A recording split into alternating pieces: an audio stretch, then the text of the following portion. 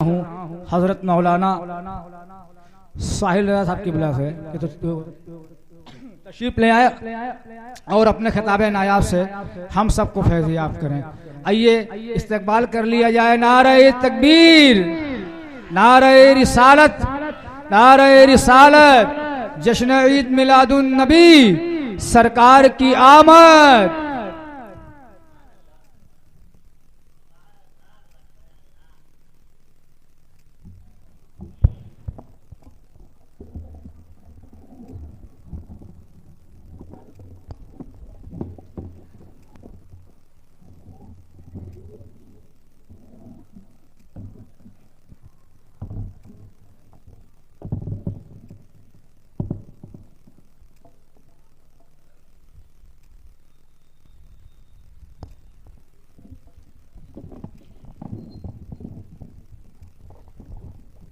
جو لوگ گئے ہیں اس سے اچھی جگہ وہ کہیں نہیں پائیں گے، تو اپنے کاموں سے فارغ ہو کر کے آپ آ جائیے گا.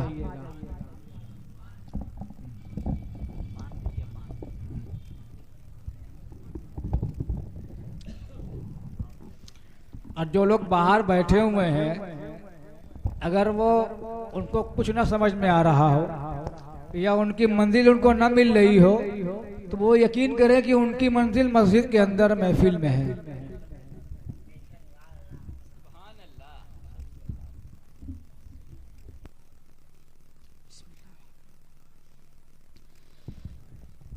معزز اور محترم سامعین اکرام،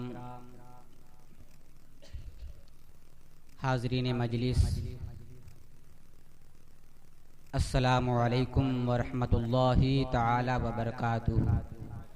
ورحمۃ اللہ وبرکاتہ.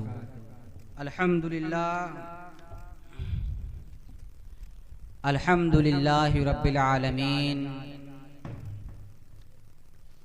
والعاقبۃ للمتقین والصلاة والسلام علی سید الانبیاء والمرسلین. اما بعد، فاعوذ باللہ من الشیطان الرجیم، بسم اللہ الرحمن الرحیم. قد جاءکم من اللہ نور و کتاب مبین. سبحان اللہ. صدق اللہ مولانا العظیم وبلغنا رسولہ النبی الامین المتین المعین الکریم، ونحن علی ذلک لمن الشاہدین والشاکرین، والحمدللہ رب العالمین. آج ہم اور آپ سب سے پہلے اپنی اور ساری کائنات کے مرکز عقیدت سید الکل ختم الرسل سیاہ لامکان مالک انس و جاں بے کسوں کے کس بے بسوں کے بس اندھیری قبر میں کام آنے والے آقا، لمبے لمبے ہاتھوں سے بھیک دینے والے داتا، سبحان اللہ سبحان اللہ. جناب احمد مجتبی محمد مصطفیٰ صلی اللہ تعالی علیہ وسلم کی بارگاہ اقدس میں درود شریف کا تحفہ پیش کرے اور پڑھے بآواز بلند، اللہم صلی علی سیدنا و مولانا محمد معدن الوجود والکرم وآلہ وبارک وسلم. صلو علیہ صلاۃ و سلاما علیک یا رسول اللہ صلی اللہ تعالی علیہ وسلم. وَأَحْسَنُ مِنْكَ لَمْ تَرْقَطُ عَيْنٍ وَأَجْمَلُ مِنْكَ لَمْ تَلِدِ النِّسَاءُ خُلِقْتَ مُبَرَّأً مِنْ كُلِّ عَيْبٍ كَأَنَّكَ قَدْ خُلِقْتَ كَمَا تَشَاءُ. واہ واہ واہ، زندہ باد زندہ باد. یا رسول اللہ، سبحان اللہ سبحان اللہ. یا رسول اللہ، اللہ تعالیٰ نے آپ کو ہر عیب سے بے نیاز پیدا فرمایا، ہر عیب سے آپ کو پاک پیدا فرمایا، اور یا رسول اللہ آج تک میری نگاہوں نے آپ سے حسین اور جمیل دیکھا ہی نہیں ہے، اور گویا اللہ تعالیٰ نے آپ کو اس طریقے پر پیدا فرمایا جیسا کہ آپ خود چاہتے تھے، ویسا اللہ تعالیٰ نے آپ کو پیدا فرمایا ہے۔ عزیزان ملت اسلامیہ، ابھی میں نے جس آیت مقدسہ کی تلاوت کا شرف حاصل کیا، قرآن مقدس میں اللہ تعالیٰ ارشاد فرماتا ہے قَدْ جَاءَكُم مِّنَ اللَّهِ نُورٌ وَكِتَابٌ مُّبِينٌ، تحقیق کہ تمہارے پاس اللہ کی جانب سے ایک نور اور روشن کتاب تشریف لایا، اور پوری امت مسلمہ کا اس بات پر اجماع اور اتفاق ہے کہ نور سے مراد نبی پاک علیہ الصلوۃ والسلام کی ذات مبارکہ ہے، اور قرآن سے مراد کوئی اور کتاب نہیں بلکہ جو کتاب اللہ تعالیٰ نے اپنے پیارے حبیب سید عالم صلی اللہ تعالی علیہ وسلم پر نازل فرمائی ہے، وہی کتاب کو تمام امت مسلمان اس سے مراد لیا ہے۔ اور آج لوگ اعتراض کرتے ہیں کہ نور، یہ حضور کا نور ہونا کس حدیث سے ثابت ہے؟ حضور نور ہے، یہ کیسے معلوم ہوا؟ تو آئیے میں آپ کو بتاتا ہوا چلتا ہوں۔ امام بخاری اور امام مسلم کو استاد ہیں جن کا نام ہے امام عبد الرزاق، جنہوں نے اپنی کتاب، اپنی مصنف میں اس حدیث پاک کو نقل فرمایا، اور اس حدیث کو ہم اور آپ حدیث نور کے نام سے جانتے اور پہچانتے ہیں، یا پھر اس حدیث کو حدیث نوری کہا جاتا ہے۔ تو اس حدیث کو پیارے مصطفیٰ نے اپنے نور کے متعلق بیان فرمایا ہے، لیکن جب اس حدیث کو سعودی عربیہ میں بخاری شریف کو وہابیوں نے چھاپا تو اس حدیث کو بخاری شریف سے نکال دیا، اور ان لوگوں نے سوچا کہ ہم حضور کے نور ہونے والی حدیث کو اگر کتاب سے نکال کر چھاپیں گے تو دنیا یہ ثابت نہیں کر پائے گی کہ حضور نور ہے۔ لہذا جب اپنے وہاں سے ان لوگوں نے پرنٹر سے اس بخاری شریف کو چھاپا تو وہاں سے ان لوگوں نے اس حدیث پاک کو غائب کر دیا۔ میں ان سے پوچھنا چاہتا ہوں، کیا بخاری شریف تمہارے باپ کی کتاب تھی کہ تم نے اس کتاب سے اس حدیث پاک کو نکال دیا؟ یقیناً وہ تمہارے باپ کی حدیث نہیں تھی، وہ نبی پاک کی حدیث تھی۔ اگر تمہیں اس حدیث پر اعتراض تھا تو اس حدیث کے اسناد پر بحث کرتے، اس حدیث کے حاشیے پر بحث کرتے، لیکن تم کو یہ کس نے اجازت دی کہ تم اس حدیث کو یہ کتاب سے نکال دو؟ ان لوگوں نے سوچا کہ ہم اس حدیث کو کتاب سے نکال دیں گے تو کوئی مسلمان حضور کو نور ثابت نہیں کر پائے گا، حضور کو نور نہیں مان پائے گا۔ لیکن ان کو کیا معلوم کہ اس نے ایک کتاب سے اس حدیث کو غائب کر دیا ہے، لیکن نہ جانے حضور کے کتنے عاشق ایسے پیدا ہوئے جنہوں نے اپنی سینکڑوں کتاب میں اس حدیث پاک کو نقل فرمایا۔ امام بخاری کے استاد جو ہیں امام عبد الرزاق، انہوں نے اپنی مصنف میں اس حدیث پاک کو نقل فرمایا۔ اس کے بعد علامہ ابن حجر مکی نے افضل القرآن میں اس حدیث پاک کو نقل فرمایا۔ اس کے بعد امام احمد عسقلانی نے مواہب لدنیا میں اس حدیث پاک کو نقل فرمایا۔ اس کے بعد علامہ یوسف نبہانی نے جواہر البحار میں اس حدیث پاک کو نقل فرمایا۔ اس کے بعد شیخ عبدالحق محدث دہلوی نے اپنی کتاب مدارج النبوہ میں اس حدیث پاک کی تخریج فرمائی۔ پھر اس کے بعد شاہ ولی اللہ محدث دہلوی نے اپنی کتاب مارج النبوہ میں اس حدیث پاک کو نقل فرمایا۔ پھر اس کے بعد اسی حدیث کو علامہ عبد الرحمن جامی نے اپنی کتاب شواہد النبوہ میں بیان فرمایا۔ اور پھر اس کے بعد دور اخیر کے سب سے عظیم محدث اور سب سے عظیم محدث امام احمد رضا خان فاضل بریلوی رضی اللہ تعالی عنہ نے اپنی کتاب فتاوی رضویہ اور الملفوظ میں اس حدیث پاک کو نقل فرمایا. اور اس حدیث پاک کے الفاظ کیا ہیں؟ حدیث پاک کے الفاظ معلوم ہے کیا ہے؟ حدیث پاک کے الفاظ کیا ہے؟ اس حدیث پاک کے الفاظ یوں ہے کہ حضرت جابر ابن عبداللہ نبی کی خدمت میں حاضر ہوئے, عرض کرنے لگے یا رسول اللہ یہ بتائیے کہ اللہ تعالیٰ نے دنیا میں سب سے پہلے کس چیز کو پیدا فرمایا ہے؟ جب اللہ کے نبی نے اتنا سنا تو فرمایا اے جابر تم مجھ سے یہ پوچھتے ہو کہ اللہ تعالیٰ نے دنیا میں سب سے پہلے کس چیز کو پیدا فرمایا ہے, تو کان کھول کر سن لو. اللہ کے نبی فرماتے ہیں یا جابرو ان اللہ تعالی خلق قبل الاشیاء نور نبیک من نورہ, کہ اے جابر سن لو اللہ تعالیٰ نے سب سے پہلے تیرے نبی کے نور کو اپنے نور سے پیدا فرمایا ہے. پتا کیا چلا کہ جب زمین بھی نہیں تھی, جب آسمان بھی نہیں تھا, جب چاند اور سورج بھی نہیں تھے, جب یہ شجر اور حجر بھی نہیں تھے, جب درخت اور اشجار بھی نہیں تھے, تب سب سے پہلے اللہ تعالیٰ نے اپنے پیارے حبیب کے نور کو اپنے نور سے پیدا فرمایا.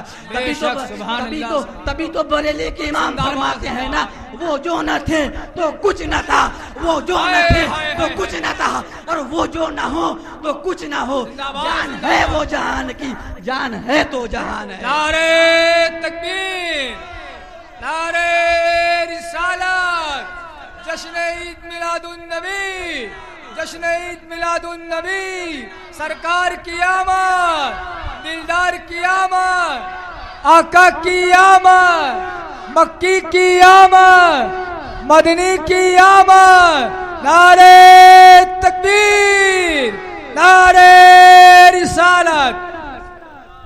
سبحان اللہ, سبحان اللہ.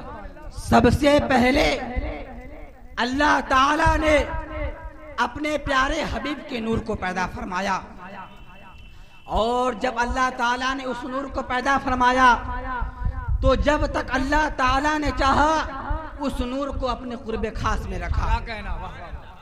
اور پھر اس کے بعد جب اللہ تعالیٰ نے یہ ارادہ فرمایا کہ اس نور کو انسانی پیکر میں ڈھال کر دنیا کے سامنے پیش کیا جائے, اللہ تعالیٰ نے حضرت آدم کا پتلا تیار کروایا, اور پھر اس کے بعد حضرت آدم کے جو پتلا تیار کروایا گیا تھا اس پتلا کے اندر روح پھونکی گئی, اور پھر اس کے بعد حضرت آدم علیہ السلام انسان اول کی حیثیت سے حیوان حساس بن کر اس خاکدان گیتی میں جلوہ افروز ہوتے ہیں, اور آپ کی پیشانی میں نور مصطفیٰ کو رکھ دیا جاتا ہے.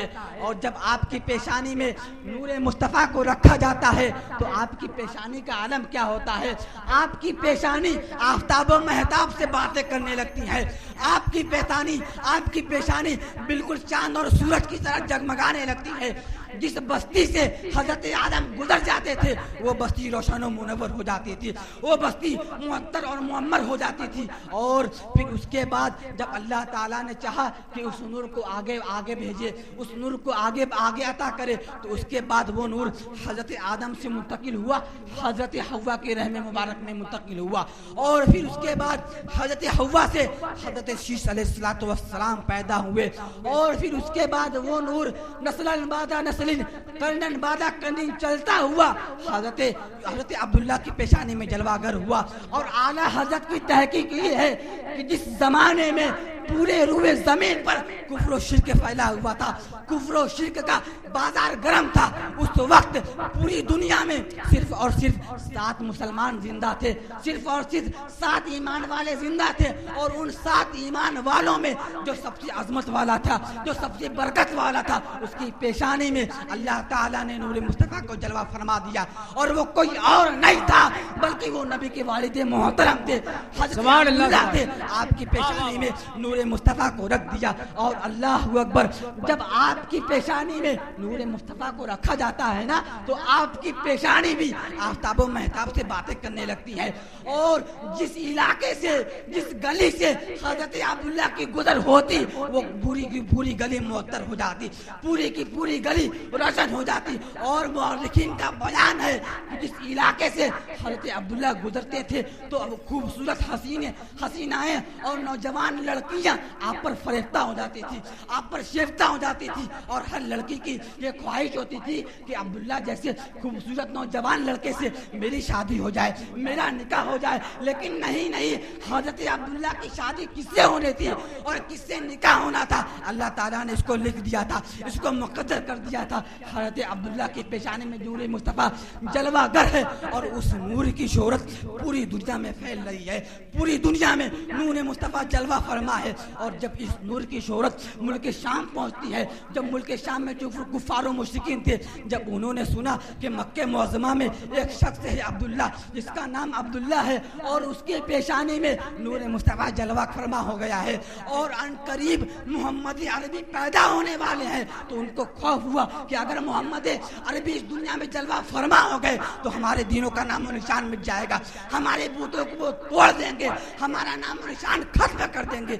इसीलिए उन लोगों ने एक मंसूबा बनाया, एक प्लान तैयार करवाया और उसके बाद 70 यहूदी जहन में बुझाई हुई तलवार को लेकर मक्का मुअज़्ज़मा की तरफ रवाना होते हैं। वो रातों को सफर करते हैं और दिन में छिप जाते हैं। जब मक्का मुअज़्ज़मा पहुंचते हैं तो मक्के की जंगलात और झाड़ियों में छिप जाते हैं। छिपने के बाद हजरत अब्दुल्ला की आमद का इंतजार करने लगते हैं। वो सोचते हैं कि कब अब्दुल्ला जंगल में तशरीफ लाए और हम उनके ऊपर हमला कर दे, उनका नाम और निशान खत्म कर दे, ताकि नबी आखिर ज़मा इस दुनिया में पैदा ना होने पाए, इस दुनिया में आने ना पाए। एक दिन वो इंतजार कर रहे थे और फिर उसके बाद एक दिन हजरत अब्दुल्ला शिकार के इरादे से जंगल में पहुंचे। जब जंगल में जाते हैं, जब जंगल में पहुंचते हैं तो वो यहूदी देखते हैं कि हजरत अब्दुल्ला जंगल में आ गए हैं। जब जंगल में आते हुए देखते हैं, फौरन यहूदी बाहर निकलते हैं, चारों तरफ से हजरत अब्दुल्ला को घेर लेते हैं। अब्दुल्ला को घेरने के बाद अब मामला करीब था कि हजरत अब्दुल्ला को वो कत्ल कर डाले और हजरत अब्दुल्ला का जिस्म मुबारक खाको खून में तड़पता हुआ मिले।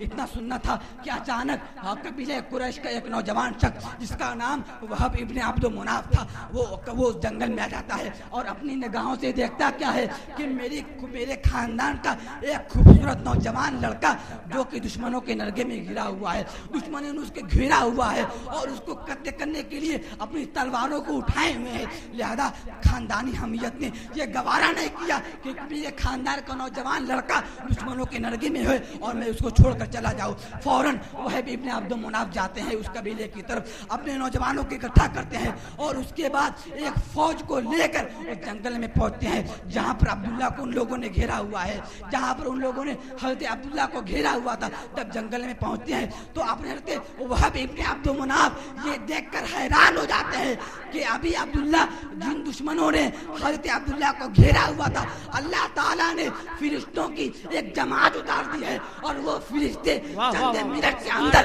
उन 70 यहूदियों का खात्मा कर देते हैं, उन 70 यहूदियों का नामो निशान खत्म कर देते हैं। जब अब्दुल्ला इब्ने वहब इब्ने मुनाफ ने ये माजरा देखा तो फौरन दौड़कर अपनी बीवी बर्रा के पास गए और बीवी बर्रा के पास गए, कहने लगे अरे मेरी बीवी बर्रा, सुनो, अभी मैं जंगल से वापस आ रहा हूँ और मैंने जंगल में अब्दुल्ला की वो करामत देखी है कि इससे पहले मैंने कभी खानदान कुरैश में किसी लड़के से, किसी नौजवान से उस करामत का जाहिर होते हुए नहीं देखा है। तो हजरत बीवी बर्रा ने कहा क्या मामला हुआ है, उन्होंने सारा मामला बयान किया। तो हजरत वहब इब्ने अब्दुल मुनाफ ने कहा जिनकी लड़की हजरत आमना थी जो कि नबी माँ की वालिदा मोहतरमा थी, हजरत वहब इब्ने अब्दुल मुनाफ ने कहा कि ऐ मेरी बीवी बर्रा सुनो, तुम जाओ अब्दुल मुत्तलिब के पास और अब्दुल मुत्तलिब से उनके बेटे हजरत अब्दुल्ला का हाथ मांगो, हजरत आमना के रिश्ते की बात करो। हजरत वहब इब्ने अब्दुल मुनाफ की बीवी जिसका नाम बर्रा था वो अब्दुल मुत्तलिब के पास जाती है। जाने के बाद कहती है ऐ अब्दुल मुत्तलिब, मैं आपके पास अपनी बीवी, अपनी बेटी आमना के लिए आपके बेटे हजरत अब्दुल्ला का हाथ मांगने के लिए आई हूँ। उनका का रिश्ता तय करने के लिए आई हूँ कि आपको ये रिश्ता मंजूर है। जब हजरत अब्दुल मुत्तलिब ने इतना सुना तो कहा, अच्छा तुम आमना का रिश्ता लेकर आई हो, जिसके पाकी और उसके आफतो दामनी का शोहरा पूरे मक्के मुअज़्ज़मा में शोर है, पूरे मक्के मुअज़्ज़मा में उसकी अज़मतों का डंका बजता है। तो बीवी बर्रा ने कहा, हाँ मैं उसी आमना का रिश्ता लेकर आई हूँ। तो हजरत अब्दुल मुत्तलिब ने कहा, सुन लो ए बर्रा, मेरे बेटे हजरत अब्दुल्ला के लिए आमना बहुत बेहतर है, आमना से बेहतर कोई लड़की मेरे अब्दुल्ला को नहीं मिल सकती है, लिहाजा ये मेरा रिश्ता मुझे मंजूर है, ये रिश्ता मुझे मंजूर है। मैं अपने बेटे हजरत अब्दुल्ला की शादी तुम्हारी बेटी आमना के साथ करने के लिए तैयार होती हूँ। उसके बाद ये रिश्ता मंजूर होता है, आनन फानन में शादी होती है। जब शादी हो जाती है उसके बाद हजरत आमना एक नई नवेली दुल्हन की हैसियत से हजरत अब्दुल्ला के घर तशरीफ लाती है। और उसके बाद जमाना गुजरता रहता है। एक दिन वो आता है कि उस वक्त पूरी दुनिया में नूर मुस्तफ़ा का शोहरा फैल रहा है, पूरे दुनिया में नूर मुस्तफ़ा का डंका बज रहा है।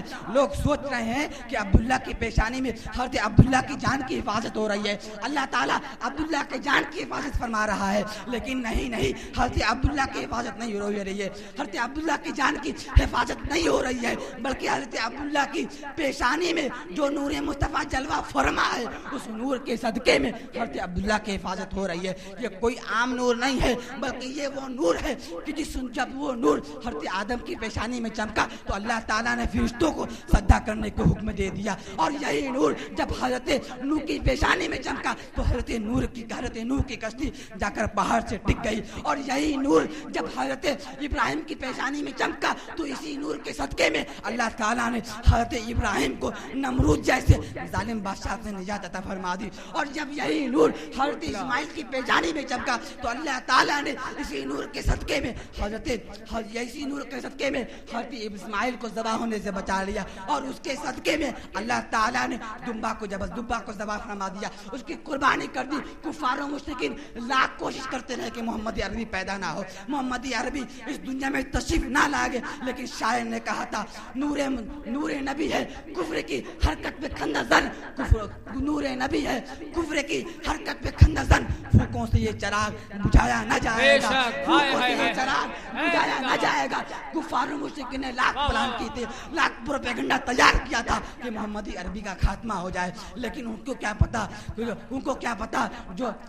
पता तू घटाए के किसी से ना घटा है ना घटेगा, जब बढ़ाए तुझे अल्लाह ताला तेरा। लोग लाख कोशिश करते रहे कि मोहम्मद अरबी इस दुनिया में तशरीफ ना लाए, मोहम्मद अरबी इस दुनिया में पैदा ना हो, लेकिन किसी के साजिश कामयाब नहीं हुआ। मोहम्मद अरबी इस दुनिया में पैदा हो गए। उसके बाद आपके नूर का डंका पूरी दुनिया में फैल रहा है। जब इस नूर की शोहरत मुल्क शाम पहुंची, और मुल्क शाम जब ये शोहरत पहुंची तो उस वक्त मुल्क शाम में एक बहुत बड़ा बादशाह था, उसकी एक बेटी थी, इसका नाम था फातिमा। वो फातिमा शहजादी, जब उसको ये खबर पहुंची कि नूर मुस्तफ़ा हज़रत अब्दुल्ला की पेशानी में जलवा गर हो चुका है और वो नूर अनकरीब पैदा होने वाला है, मोहम्मद अरबी अनकरीब तशरीफ लाने वाले हैं, तो उसके दिल में यह ख्याल पैदा हुआ, क्यों ना मोहम्मद अरबी की ज़ियारत कर ली जाए, क्यों ना मोहम्मद अरबी के नूर की ज़ियारत कर ली जाए।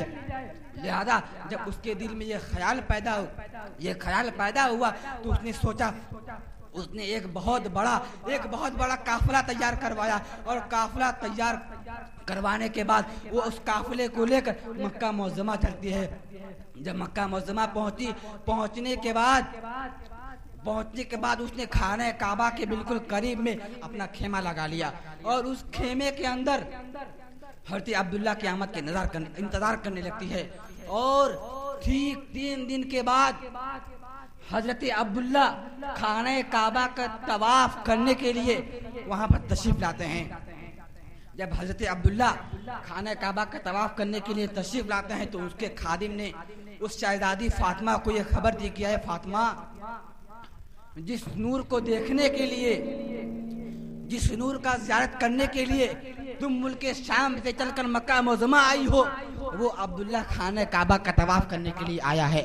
चलो नूर की ज़ियारत कर लो, चलो उस नूर का दीदार कर लो। फातिमा शहजादी अपने खेमे से बाहर निकलती है اور جب حضرت عبداللہ خانہ کعبہ کا طواف کر کر واپس ہونے لگے تو وہ شہزادی فاطمہ حضرت عبداللہ کے سامنے کھڑی ہو گئی. کھڑی ہو کر کہنے لگی اے عبداللہ میں فنا بادشاہ کی بیٹی ہوں. جب میں نے سنا کہ تمہاری پیشانی میں نور مصطفیٰ جلوہ گر ہو چکا ہے تو میرے دل میں یہ خیال پیدا ہوا کہ میں تمہارے چہرے کی زیارت کر لوں, میں نور مصطفیٰ کا دیدار کر لوں. جب اس کے دل میں یہ خیال پیدا ہوا تو میں ملک شام سے سفر کر کے تمہاری بارگاہ میں آئی ہوں. کیا میں تمہارے چہرے تمہارے پیشانی کی زیارت کر سکتی ہوں؟ اس حضرت عبداللہ نے کہا ہاں ٹھیک ہے. اس شہزادی نے فوراً اپنے چہرے سے نقاب کھولٹ دیا. جب نقاب کھولتا تو جب اس شہزادی نے حضرت عبداللہ کے چہرے مبارک کو دیکھا اور جیسے ہی حضرت عبداللہ کی پیشانی پر اس کی نظر پڑی فوراً اس فاطمہ کے دل کی دنیا بدل گئی. کہنے لگی اے عبداللہ سن لو میں تم سے نکاح کرنا چاہتی ہوں, میں تم سے شادی کرنا چاہتی ہوں. جب اتنا بات حضرت عبداللہ نے سنا تو حضرت عبداللہ نے کہا اے فاطمہ تم مجھ سے شادی کرنا چاہتی ہو, تم مجھ سے نکاح کرنا چاہتی ہوں, لیکن میری تو شادی ہو چکی ہے, میرا تو نکاح ہو چکا ہے, میری بیوی آمنہ ہے جس سے میری شادی ہو چکی ہے. لہذا تو اگر تم چاہتی ہو کہ میں تم سے شادی کروں تو دوسری شادی کروں تو میں گھر جاؤں گا اور گھر جانے کے بعد اپنے باپ عبد المطلب سے مشورہ کروں گا. اگر انہوں نے اجازت دے دی تو میں تم سے بھی شادی کر لوں گا, میں دوسرا نکاح بھی کر لوں گا. حضرت عبد المطلب گھر جاتے ہیں اور جب گھر جاتے ہیں وہ کون سی رات تھی؟ وہ کوئی اور رات نہیں تھی بلکہ وہ جمعہ مبارکہ کی رات تھی. اور جمعہ مبارکہ کی شب میں اللہ تعالیٰ دونوں کے درمیان میں اللہ تعالیٰ کی جانب سے خواہش مجامعت پیدا ہوتی ہے اور وہ جزو نسل محمدی جو حضرت آدم سے چلتا ہوا حضرت عبداللہ تک آیا تھا اسی رات میں حضرت آمنہ کے رحم مبارک میں منتقل ہو جاتا ہے اور حضرت آمنہ حاملہ ہو جاتی ہے. وہ کون سی رات تھی؟ وہ جمعہ مبارکہ کی رات تھی, وہ کوئی عام رات نہیں تھی. اسی رات کے بارے میں حضرت شیخ عبدالحق محدث دہلوی اپنی کتاب مدارج النبوہ میں فرماتے ہیں نطفہ طاہرہ کہ اصل کل خیرات است و مادہ جمیع برکات است دری شب در بطن آمنہ منتقل شد. یعنی جو جزو نسل محمدی جو تمام برکات اور جو تمام خیرات کی اصل اور جڑ ہے اسی جمعہ مبارکہ کی رات میں حضرت آمنہ کے رحم مبارک میں منتقل ہو جاتی ہے. اور اس کے بعد حضرت آمنہ حاملہ ہو جاتی ہے. اور جب حضرت آمنہ حاملہ ہوتی ہیں تو آپ نے سنا ہوگا جب عورتوں کے حاملہ کا زمانہ ہوتا ہے, جب وہ جس زمانے میں حاملہ ہوتی ہیں تو ان کو اس زمانے میں کتنی تکلیفیں جھیلنی پڑتی ہیں, طرح طرح کی مصیبتوں کا سامنا کرنا پڑتا ہے. لیکن آپ حضرت آمنہ کا بیان سنیں.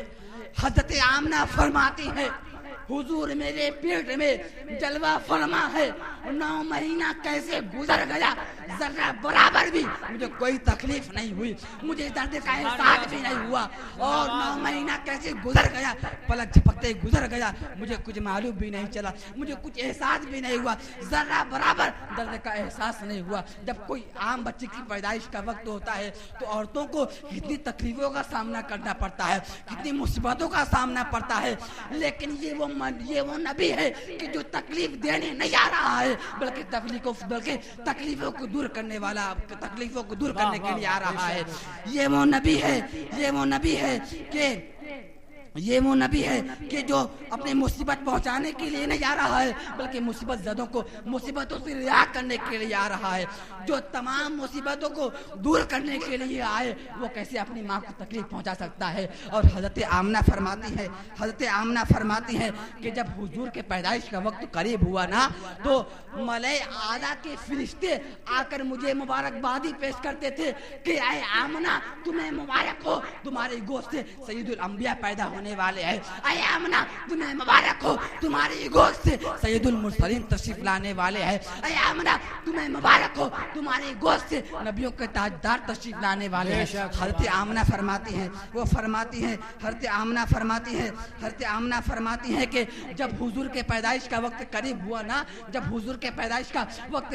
نا تو میری نگاہوں سے سارے پردے ہٹا دیے گئے اور میں نے اپنے ماتھے کی نگاہوں سے دیکھا کہ پورے पूरी दुनिया में 3 झंडे लहरा रहे हैं, 3 झंडे लहरा रहे हैं। एक झंडा मशरिक में लहरा रहा है, एक झंडा मगरिब में लहरा रहा है और एक झंडा खाने काबा की छत पर लहरा रहा है। जब मैंने ये देखा तो आज लोग कहते हैं झंडा लगाना बरेलवियों की बिदअत है, झंडा लगाना बरेलवी जो इजाद किया है। मैं उनसे पूछना चाहता हूँ, क्या उस जमाने में भी बरेलवी मौजूद थे? क्या उस जमाने में भी अभी उस जमाने में भी आला हजरत मौजूद थे? नहीं नहीं, बल्कि झंडा लगाना ये बरेलवी ने इजाद नहीं किया है, बल्कि झंडा लगाना तो हजरत जिब्रील की सुन्नत है। नबी और अल्लाह ताला ने झंडा लगवाया। एक कायनात आलम में 3 झंडा क्यों लगाया गया? जब इसके मामले में मुहद्दिसीन और मुअर्रिखीन ने किया है कि एक झंडा मशरिक में, एक झंडा मगरिब में, इसलिए लगाया है कि जब जो कायनात में तशरीफ फरमा होने वाला है उसकी हुकूमत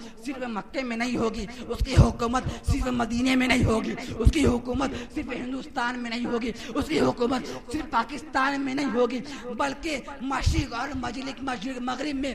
इसलिए झंडा लगाया गया है कि मशरिक से लेकर मगरिब तक उनकी पूरी दुनिया में उनका हुकूमत होगा, पूरी दुनिया में उनकी हुकूमत होगी। इसीलिए 3 झंडा लगाया गया। और हज़रत आमना फरमाती हैं, जब हुजूर के पैदाइश का वक्त करीब हुआ ना, जब हुजूर की तशरीफ आवरी का वक्त करीब हुआ ना, तो हुजूर के तशरीफ आवरी का वक्त करीब हुआ ना, तो मैंने देखा कि मेरे रूम का, मेरे हुजरे का जो छत था वो अचानक फट गया और एक दराज कामत औरतें, बहुत दराज कामत औरतें मेरे हुजरे में दाखिल होती हैं और दाखिल होने के बाद मुझे मुबारकबादी देती हैं और गैब से निदा देने वाले ने ये निदा दी कि ऐ आमना लेट जाओ, मोहम्मद अरबी के पैदा होने का वक्त है। ऐ आमना लेट जाओ, दोनों आलम के ताजदार के पैदा होने का वक्त है। हज़रत आमना फरमाती हैं, मैं लेट जाती हूँ, मैं सो जाती हूँ और मोहम्मद अरबी पूरी शान वजाहत के साथ इस खाकदानी गीते में जलवा अफरोज हो जाते हैं। और कौन सा वक्त था?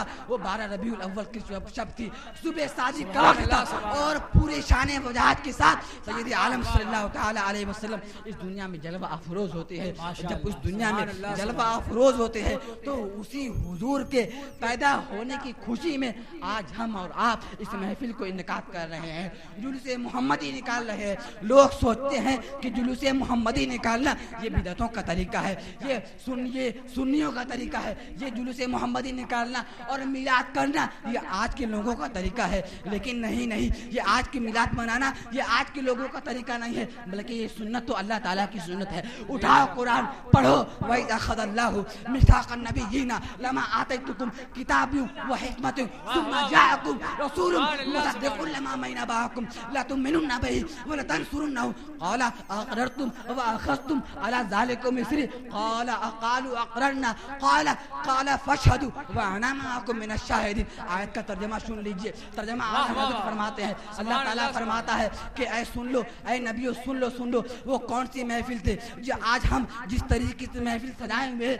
वो इस तरीके की महफिल नहीं थी, बल्कि वो एक इस तरह की महफिल थी कि उस महफिल में जो सामाइन थे वो आपकी तरह लोग नहीं थे, बल्कि उस मजेमे में अंबिया कराम मौजूद थे। उनको तकरीर सुनने वाला अंबिया कराम की जात थी। अंबिया कराम तकरीर सुन रहे हैं और तकरीर करने वाला मेरी तरह कोई अनपढ़ और जाहिल नहीं था, बल्कि तकरीर करने वाला अल्लाह रब्बुल इज़्ज़त की जात थी। तकरीर करने वाली अल्लाह ताला की जात थी और अल्लाह ताला की जात थी। और जब अल्लाह ताला की जात थी, अल्लाह ताला अपने नबियों से फरमा रहा है, अरे नबियों सुन लो, मैं तुमसे ये वादा लेना चाहता हूँ कि जब तुम्हारे पास एक ऐसा नबी तशरीफ लाए जो तुम्हारे ऊपर नाजिल शुदा किताबों की तस्दीक करे तो तुम पर जरूर वाजिब होगा कि तुम उन पर ईमान लाओ, उनकी मदद करो, उनकी हिमायत करो, तुम उन पर ईमान लाओ। आप जरा गौर करें, हुजूर के पहले न जाने कितने अंबिया आए, लेकिन हुजूर से ये नहीं कहा गया कि आप उन पर ईमान लाए, आप उन पर ईमान लाए, आप उस नबी पर ईमान लाए, आप उस नबी पर ईमान लाए। लेकिन जब मेरे हुजूर पैदा हुए, लेकिन जब मेरे हुजूर का तज़किरा अल्लाह ताला ने कुरान में फरमाया तो अल्लाह ताला ने फरमाया कि तुम लोगों पर ईमान लाना जरूरी होगा, तुम लोग मेरे नबी पर ईमान लाना और उनकी मदद करना। अब मुझे जरा बताओ वो कौन सी महफिल है? वो अच्छा जरा बताओ, मिलाद कहते किसे हैं? मिलाद होता किसे है? मिलाद कहते किसे हैं? तो मिलाद कहते हैं हुजूर के जिक्र को मिलाद कहते हैं, हुजूर के आने को मिलाद कहते हैं। तो अब जरा मुझे बताओ, इस आयत آیت کریمہ میں اللہ تعالیٰ حضور کے آنے کا ہی تو ذکر کر رہا ہے, حضور کے میلاد کا ہی تو تذکرہ کر رہا ہے. آنے کو ہی میلاد کہتے ہیں, آنے کو ہی میلاد منانا کہتے ہیں. تو اب مجھے کہنے نہیں دیا جائے, جب خود اللہ تعالیٰ میلاد منا سکتا ہے تو آج ہم اس ہندوستان کی سرزمین پر بھی حضور کا میلاد منا سکتے ہیں. اسی لیے اعلیٰ حضرت فرماتے ہیں, اے رضا خود صاحب قرآن ہے مداح حضور, اے رضا خود صاحب قرآن ہے مداح حضور, تجھ سے کم ممکن ہے پھر مدحت رسول اللہ. سبحان اللہ, سبحان اللہ. تجھ سے کم ممکن ہے پھر زندہ مدحت رسول اللہ کی. حضرات تو بس انہی چند باتوں کے ساتھ میں اپنی گفتگو کو یہاں پر سمیٹتا ہوں. اگر مجھ سے بولنے میں اور حدیثوں کو روایت کرنے میں, آیت مقدسہ تلاوت کرنے میں اگر کسی قسم کی غلطی ہوئی ہو تو میں توبہ کرتا ہوں. استغفر اللہ ربی من کل ذنب واتوب الیہ. اور ایک نصیحت یہ سماعت فرما لیں, اور وہ نصیحت یہ ہے کہ کل جب حضور کے پیدا ہونے کی خوشی میں آپ حضرات جلوس میں شریک ہوں تو بالکل اطمینان و سکون کے ساتھ نظروں کے نیچے کیے ہوئے اور صاف اور ستھرے کپڑے پہنے ہوئے عطر وغیرہ لگا لے اور بالکل نظریں نیچے کر کے جلوس پہ چلیں, تاکہ جب غیر کافر و مشرکین آپ کو دیکھیں تو یہ کہنے پر مجبور ہو جائے کہ جب نبی کے غلام کی یہ شان ہے, جب وہ چلتا ہے تو اپنی نگاہیں نجی کرتا ہے, تو پھر جس نبی کا یہ کلمہ پڑھتا ہے اس نبی کی شان کیا ہوگی. اسی لیے جب آپ جلوس میں جائیں تو بالکل اطمینان و سکون کے ساتھ, کوئی خرافات نہیں, اور ڈی جے وغیرہ سے بھی بالکل احتراز کریں. ڈی جے وغیرہ بھی نہ بجائیں, بلکہ آپ کا حال تو اس وقت یہ ہو کہ آپ کے لبوں پر درودوں کی ڈالی جاری ہو, آپ کے لبوں پر درود کا تحفہ جاری ہو. اس لیے کہ جب آپ جلوس میں اس طریقے سے چلیں گے تو آپ کے چلنے پر بھی ثواب ملے گا, آپ کے چلنے پر بھی ثواب ملے گا, آپ کے درود پڑھنے پر بھی ثواب ملے گا, اور پھر اس کے بعد آپ نے جو بھی کام کیا ہوگا قدم قدم کے بدلے اللہ تعالیٰ آپ کو نیکی عطا فرمائے گا. بس انہی چند باتوں کے ساتھ میں اپنے گفتگو کو سمیٹتا ہوں. لحد میں عشق رکھے شاہ کا داغ لے کے چلے, اندھیری رات سنی تھی چراغ لے کے چلے, اور یا رسول اللہ تیرے غلاموں کا نقش قدم ہے راہ خدا, وہ کیا بہک سکے جو یہ سراغ لے کے چلے. وآخر دعوانا ان الحمدللہ رب العالمین. السلام علیکم.